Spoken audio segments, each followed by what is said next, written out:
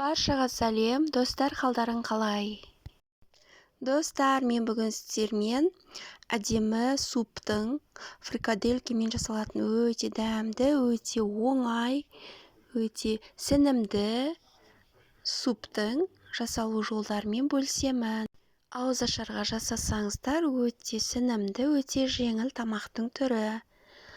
Ал бісміллә деп, ең алдымен бізге тартылған ет, сиыр еті немесе тауық еті де жарайды.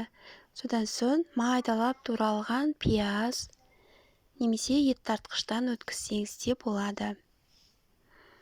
Осылай пиязбен тартылған етімізді, тұз, бұрыш, дәмдеуіштерімізді салып, жақсылап араластырамыз. Қолымызбен езіп отырып, жақсылап араластырамыз.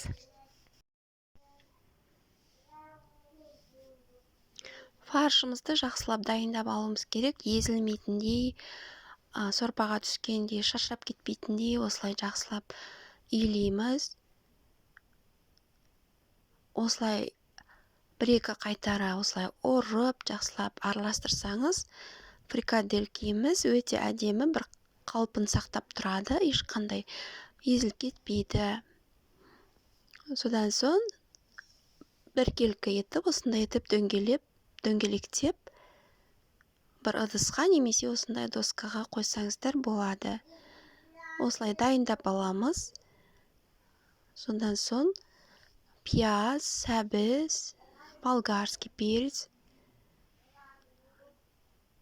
соломка етіп турап, кішкене майға пиязымызды салып, сәбізімізді салып, және бұрышымызды салып, жақсылап қуырамыз.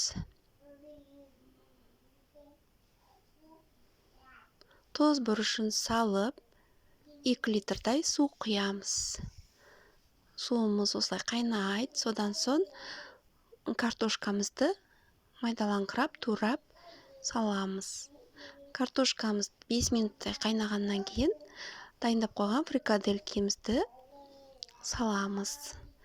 Мен фрикаделькені дайындап болғаннан кейін морозильникқа, мұздатқышқа бір 10 минутқа қойып алдым. Солай істесеңіздер де болады, немесе қоймай былай пайдаланып, сразу пісіре берсеңіз де болады. Мына осындай етіп, жақсылап пісіреміз. Фрикаделькені 10 минуттай пісіреміз. Міне біздің сорпамыз, супымыз дайын.